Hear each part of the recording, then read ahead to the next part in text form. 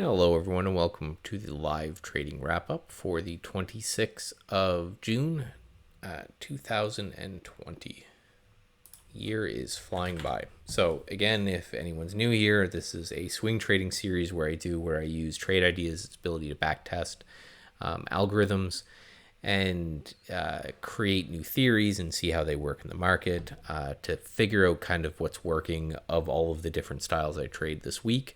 I then scan from those styles, pick too long, too short, trade them all throughout the week using Trade Ideas Auto Trader, and then I show you guys how it worked and what I'm watching for next week, and so on and so forth. And we've been doing this for a while now with pretty good success. Again, if you're interested in the software that makes this all happen, link is in the description below. That helps support the channel, and there's a discount link there to save you a few bucks, along with my email address for one-on-one mentoring that I do with new traders who want to learn different theories like this, or basics of kind of statistical or technical analysis, or whatever the people want to talk about. It's why I like the one-on-one sessions as opposed to group sessions or classes or something like that.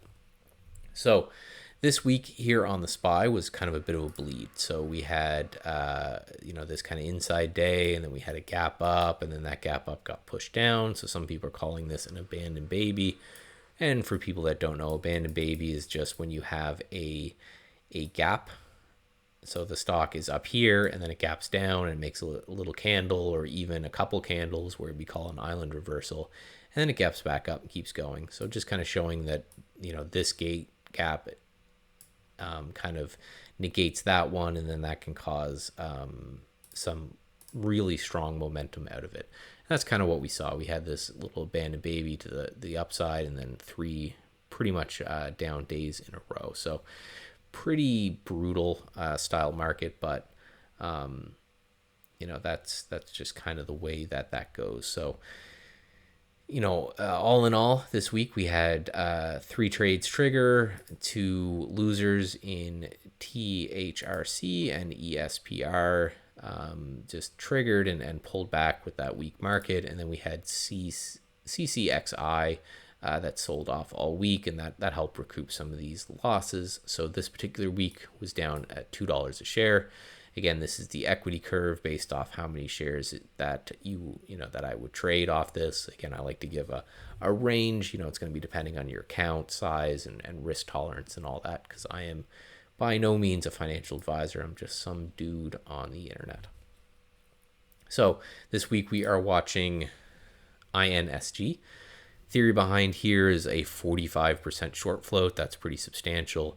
And then we had this downtrend line here. I've taken some trades here before, and we came back up and we pushed down. You can see that as that's going on, things are tightening up through here. And if you draw a trend line like this, they're really tightening. So we've got this coiling action with a big short float after a nice strong move and a pullback.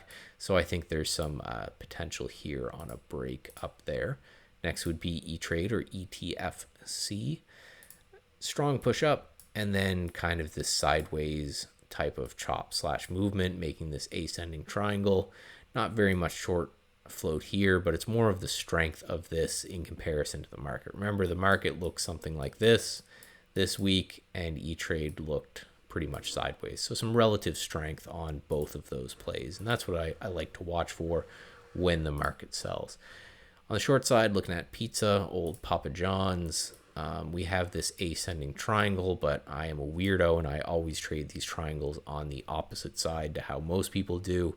I think there's just more of a risk-reward profile here, and, using my theory that I will always be somewhere in the neighborhood of 55 to 60% accurate, it's this risk-reward that's really going to make the difference. So I can put in a very tight stop, or I know I'm wrong very quickly, and then a nice potential return there. Last but not least is IIVI, and this is more of a rounded type top.